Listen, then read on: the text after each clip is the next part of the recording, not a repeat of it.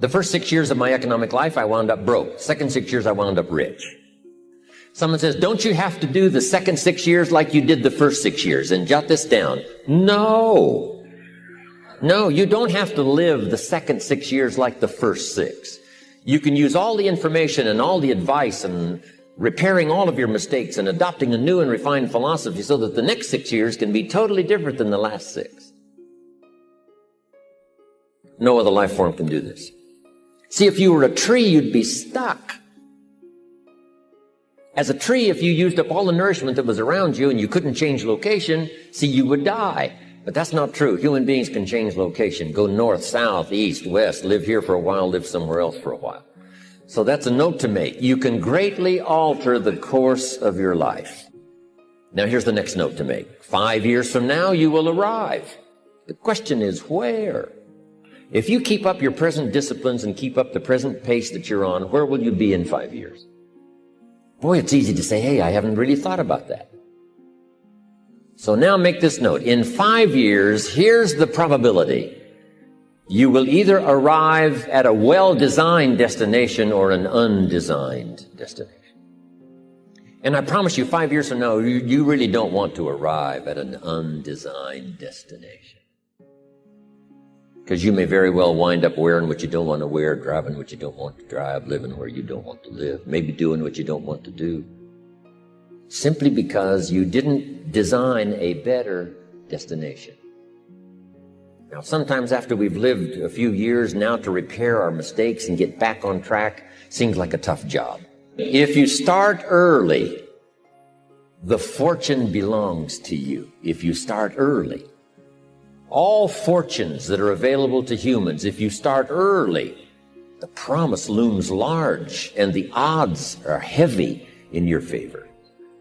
Now, yes, it's possible to do some radical things starting late and still arrive with some good treasures and some good things.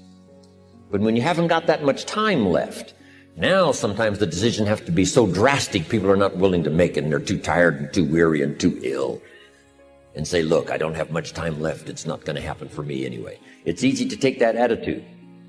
But everyone here, we've got the time over the next 10 years. We've got the time the next 20 years. We've got the time the next 30 years to make some repair now in our errors of the past and set up some new disciplines. And I'm telling you, that's going to change everything. So, 5 years from now, I wish for you to arrive at a well-designed place. A place of productivity, a place that'll make you feel good about yourself, a place that'll give you honor and respect, a place that'll give you influence to touch other people 5 years from now that you couldn't do today. Where will you be in 5 years? Key phrase, we go the direction we face. If you start designing something at the end of this direction, sure enough, you will start going the direction you face. And we face the direction we design. Direction determines destination. Destination is not determined by hope. It's not determined by wish. Destination is determined by direction. You cannot change destination overnight. But here's what you can change today, and overnight, you can change direction. And it is so fascinating what a little small change of direction will do. A few decisions in discipline, a few decisions in learning, a few decisions in change of behavior, change of habit, a few decisions in setting goals that you've sort of let drift before. Like I did at age 25, didn't have a list. I immediately started to change that. And I immediately started to change my direction so that very quickly I started heading this direction. In less than 7 years, I was a millionaire. My father taught me way back, son, always do more than what you get paid for. Now, some individuals might argue with that. They'd say, no, you're going to mess up the whole program. I know they're wrong. In my own self-interest, I did what my father taught me, to always do more than I got paid for. Why? To make an investment in my future. Do more than you get paid for to make an investment in your future. and it's paid off for me. If you're wanting that big promotion, are you going to go up to your boss and say, just give it to me? I'll work harder if you just give me that promotion. No, it doesn't work that way. You've got to do more in your current position so that you get noticed, so you stand out from everybody else. So the boss says, hey, we've got this position opening up, and I think we should give it to Nancy. She does so much more than we expect. Just imagine what she'll do if we give her this promotion. You've got to do more than you're paid for. You've got to. It's an investment in your future. It's one thing to make a sale. I'm telling you, if you make a sale, you'll make a living. All of us have found ways to make a living. What got interesting for me early on was to figure out ways to make a fortune. You'd say, well, Mr. Rohn, how would I deserve to make a fortune? It's easy. Render fortunes of service. People will do things you cannot believe for people who give them good service. Here's one of the greatest gifts you can give anybody, the gift of attention. In return, they will do extraordinary things for your career, take you by the hand, and lead you to more people than you could meet by yourself. Always do more than you get paid for. Life responds to deserve, not need. Life was not designed to give us what we need. Life was designed to give us what we deserve. Once you understand that little life principle in your own self-interest, I'm telling you, it's life-changing. The ancient law does not go like this. If you need, you will reap.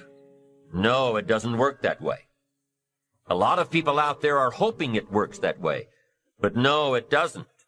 The ancient law goes like this. If you plant, you will reap. If you sow, you will reap. Somebody says, well, I really need to reap. Well, then you really need to plant in your own self-interest. Your own self-interest needs to be educated in how to plant, how to do it so everybody wins.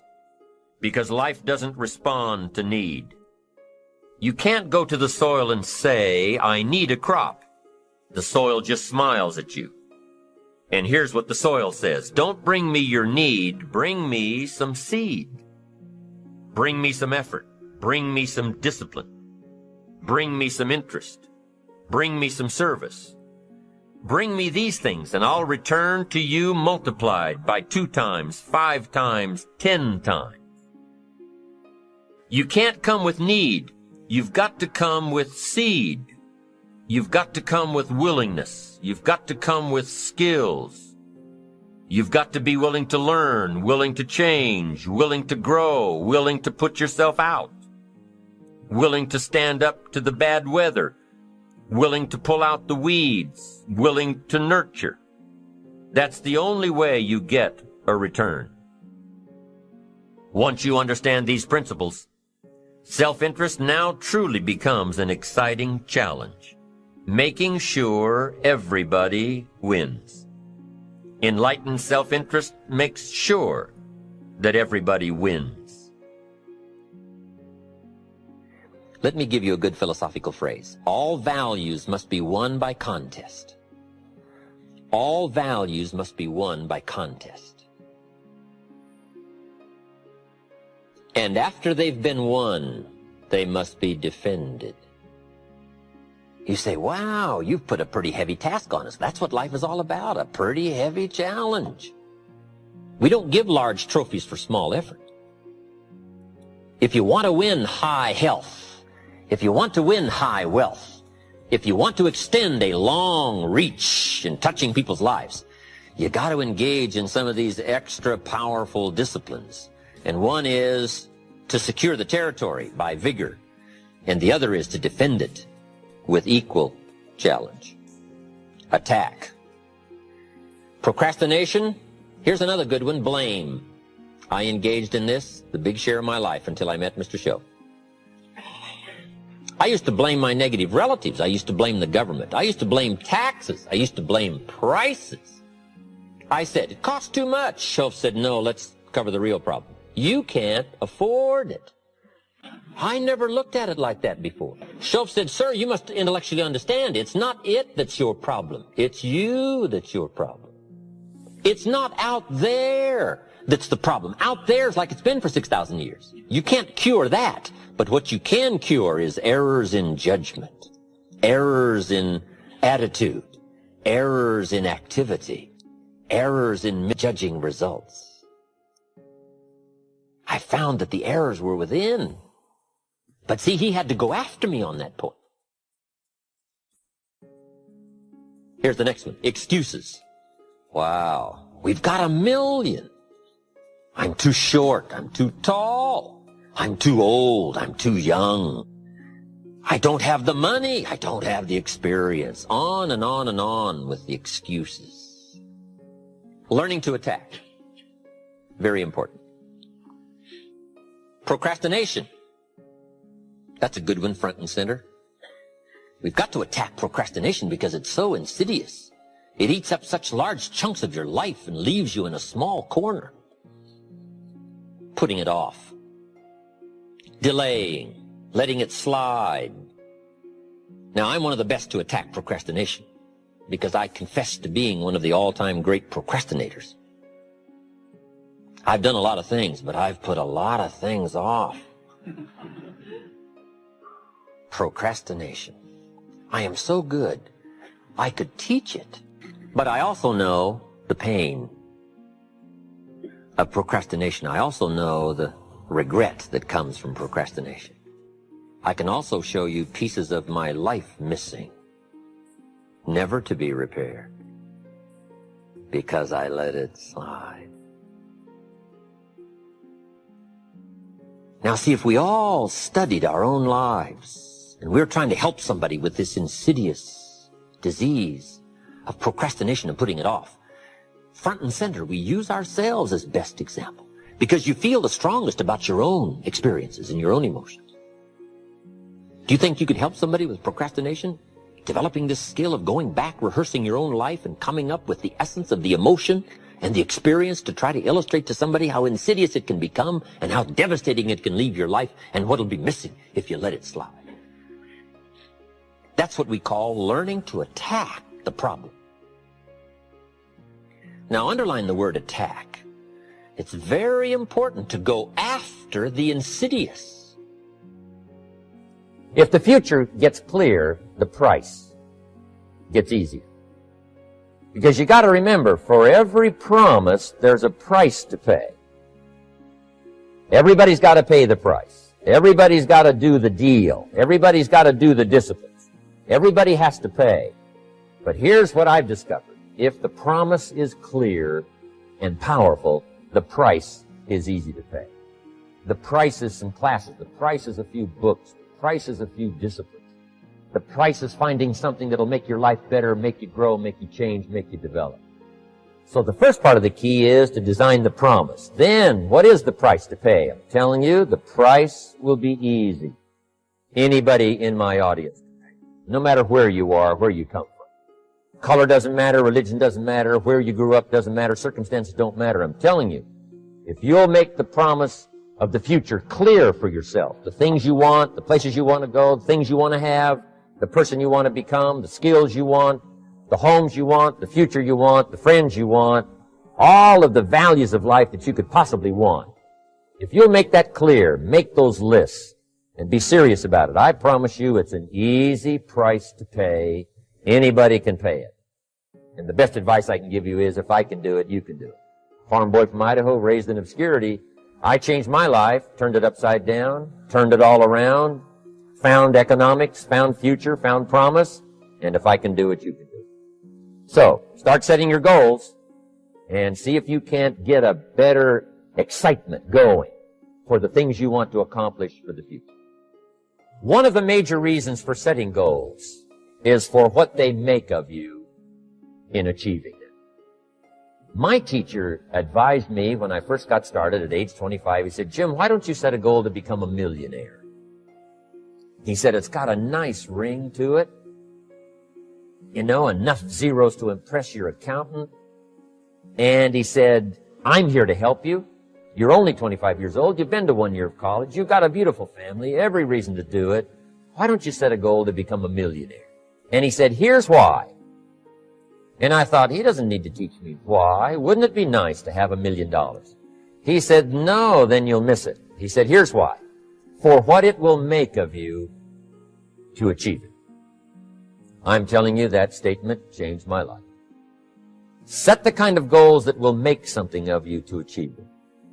He said, now, once you become a millionaire, what's important is not the money. I thought, that's kind of strange teaching. He said, honest, it isn't important. He said, you could just give the money away. Now, I did better than that. I lost it all. By the time I was 31, I was a millionaire. By the time I was 33, I was broke. But when I lost all my money, guess what? I found out Mr. Schoaf was right. What was valuable was not the money. What was valuable was what I became to earn the money. The skills I had, the knowledge I had about the marketplace, the values that I had going for me. They were more valuable than the money. And here's an important statement to remember. It's not what you get that makes you valuable. It's what you become. So part of the key here is to set the kind of goals that will make something of you. Don't set them too low so that you don't have to grow and you don't have to read and you don't have to try and you don't have to stretch. Don't set them too low. And then don't sell out.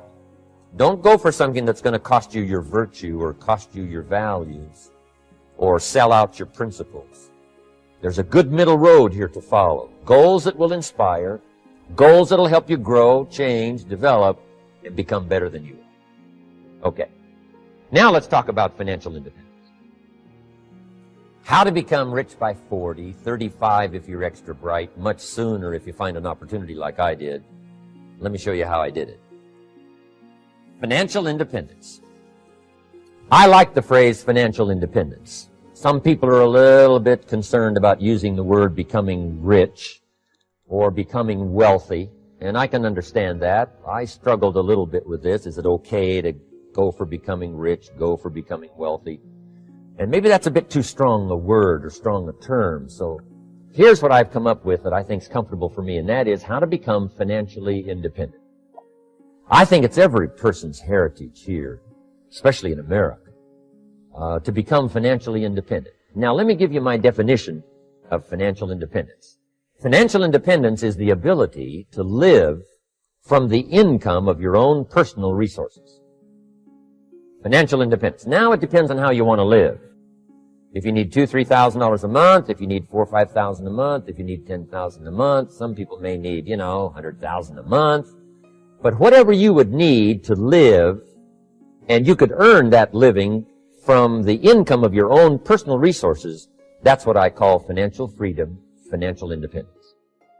And let me show you how to acquire it. If you start at age 15, between ages 15 and 35 is 20 years. And in my personal opinion, based on my own studies and my own experience, 20 years, in my opinion, is enough time to become financially independent. If you're not, you don't live in the wrong country. Probably what's happened is you have the wrong plan. And it's easy to be a nice person with the wrong plan. I found that when I was 25 years old. I was broke at age 25, and I was a nice guy. You would have liked me. But I'm telling you, my plans up until then, especially my financial plan, left me broke. I totally changed it the next 6 years, and I became financially independent. So I know what I'm talking about. It is possible in a reasonable amount of time, 15 to 35, whatever, 20 years time, enough time. You can do it in a much shorter period of time, like I did if you want to. But this is a reasonable enough time. But here's number one. First of all, you got to have the right philosophy. Philosophy is our ability to gather knowledge and sort through it and decide what's valuable. To develop a philosophy about life, a philosophy about our health, a philosophy about our family relationships, a philosophy about economics. And if you develop the right philosophy, that's what helps to set this sail so that in 6 years it takes you where you want to go instead of winding up like I did that first 6 years of my economics, broke, no money, empty bank account. The right philosophy. Now let me give you a couple of philosophies to consider. Here's the first one. It's called the philosophy of the poor. And here it is. Poor people usually spend their money and invest what's left. That's the philosophy of the poor. Now here's the philosophy of the rich. Rich people invest their money and spend what's left. And here's the startling answer. It really doesn't matter what the amount is. What's most important is not the amount. What's really important is the philosophy. So I would ask you to adopt this philosophy of spending after you have invested. Invest first, then spend. And I've got a little formula that I'm going to share with you. Now, what should a child do with $1?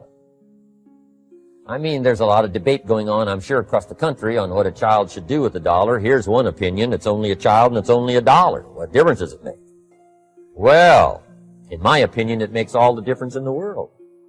A person's economic future starts with a child with $1.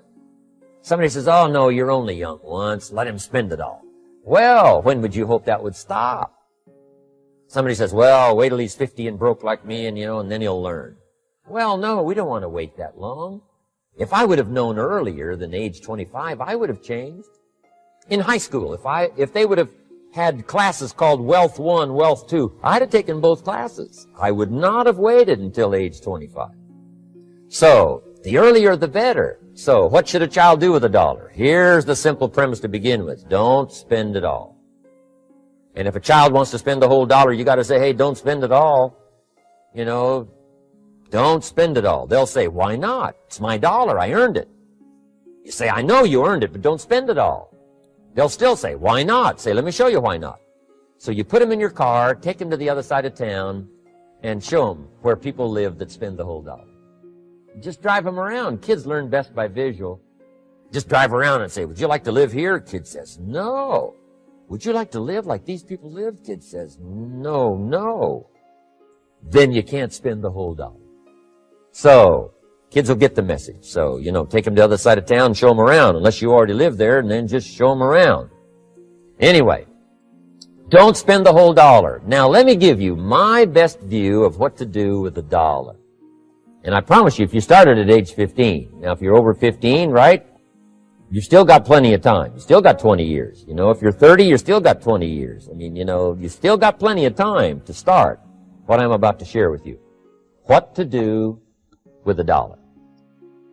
Here's my first bit of advice. Never spend more than 70 cents. Never spend more than 70 cents. Now, you got to pick some number, and the number you pick is going to be determined by your philosophy. It's going to be determined by what you've been taught or your experience teaching yourself. When I first met my teacher, Mr. Schoaf, I was at about 110% of each dollar. I'm down at Budget Finance, hawking my furniture and my car one more time. And then I learned a whole better formula for financial independence. Number one, don't spend more than 70 cents. Now, kids say to me, well, okay, what do I do with the other 30 cents? And here's what I teach them.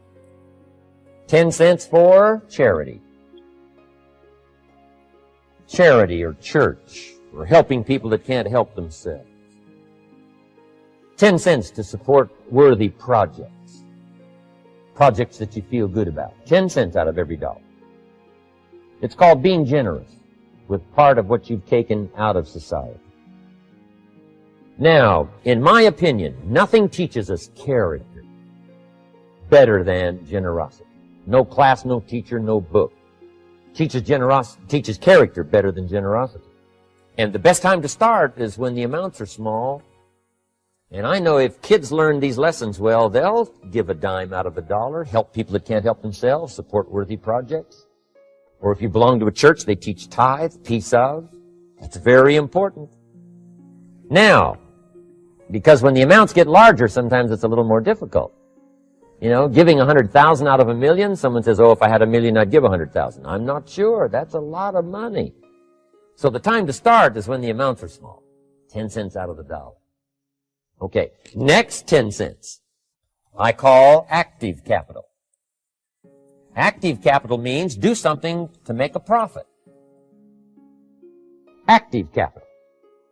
Set aside a portion of your income Wages are okay, but I'm telling you, wages will make you a living. Profits will make you a fortune. So set aside part of your income as capital, called active capital. Any kind of project you can possibly think of, you can possibly come up with. I'm going to write a new book, I think, for kids. I think the title is going to be, Of Course Kids Should Pay Taxes. It's kind of an interesting title. In California, kids do pay taxes. When a child walks into 7-Eleven, buys something that costs $1, the proprietor says, give me 7 more pennies. And the child says, hey, what's these 7 pennies for? And the proprietor says, that's the taxes. Kid says, well, hey, I'm only 8 years old. Proprietor says, congratulations, you're my youngest taxpayer. Give me the money. So in California, where I live, kids do pay taxes. Big question is, should they? And my book will answer that question. Of course, kids should pay taxes. Nothing is for free. If you want to ride your bicycle on the sidewalk instead of in the mud, you gotta pay the 7 pennies. Nothing is free, so we all have to pay. So, 10 cents out of your living, out of the money you earn, set aside for capital. Capital to try your best to show a profit. And in my book, it's going to be all kinds of ways kids can make money, right? 2 bicycles, one to ride and one to rent. I mean, you know, it doesn't take long to figure out some enterprise that'll start making a profit. Then you must jot this down if you're taking notes. Profits are better than wages. 1, you can't usually start wages until you're about 16, 15, 16. But you can make a profit long before you're eligible to start earning wages. And then there's no limit to profits, and they can double and triple and quadruple. You know, there's no limit. It's incredible how fast profits can grow. So profits are better than wages. Wages make you a living, profits make you a fortune. Now, the third 10 cents is vitally important. I call it passive capital. Capital you let somebody else use. A financial institution, stocks and bonds, mutual funds, whatever. Let someone else use it, you furnish the money, they use it to make a profit, but they pay you for the use of it, called interest. And here's one of the things that'll make you financially independent fairly quickly, and that's called compound interest. And this is how you get it. Letting someone else use a portion of your money, your substance. They show the profit, they pay you interest. And this passive capital, I'm telling you, over a sustained period of time, if you'll develop this little 10, 10, 10, and 70, especially starting at age 15, I'm telling you, by the time you're 35, you will be financially independent. You'll have the ability to live from the income of your own resources. And then one more point on passive capital. There's a Bible philosophy. I'm an amateur on the Bible. But there's a Bible philosophy that teaches the borrower is servant to the lender. And if you want to be in a powerful position as you grow older, finally when you become mature, maybe have your own business, things have worked out for you for the future, the position you always want to be in is the power position. And that's called the lender. The lender is the power position. So if kids learn early enough, and then you ask them what they'd like to be when they grow up, I'm telling you, once they understand, they'll say, well, one of the things I want to be is one of those lenders. That's the power position, not the spender. No, you'll be pitied the rest of your life if you just become a spender. You gotta become a lender. And I think this is one formulas to follow. 10 cents out of every dollar. Let someone else use it. Be the lender, power position. Then try to show a profit. Can't we teach our children how to take $1, search the neighborhood, find a broken wagon, pay $1 for it, bring it home, clean it up, sand it until it's clean, paint it red till it shines, straighten out the wheels till they're true, take it back to the neighborhood, sell it for $5? Anybody can do that. Now, does the child deserve $4 profit? And the answer is yes. Society now has a mended wagon. That's what America's all about. Finding something, touching it, making it better, making a profit, taking part of your resources, helping people who can't help themselves. Let someone else use it to make a profit. Some projects require more capital than one person has. Exciting. And then let them pay you for the use of it. America's had this philosophy now all these years. Communism has taught all these years capital belongs in the hands of the state, not in the hands of the people. We've been teaching all these years capital belongs in the hands of the people, not in the hands of the state. And we turned out to be right. capital in the hands of the kids, capital in the hands of the people, enterprises that make a profit, enterprises that grow. It's the hope of our future. So that little simple formula, I hope, will help you. Now, one more key on financial independence, and that is attitude. Attitude. Here's number one. I used to say, I hate to pay my bills. My teacher straightened me out on that. He said, let's see, Mr. Rohn, what you hate to do is pay $100 on an account and reduce your liabilities and increase your assets. I said, well, no, not if you look at it that way. He said, well, it all depends on how you look at it. So wouldn't you love to pay your bills, reduce your liabilities, increase your assets? You've got to have that kind of attitude.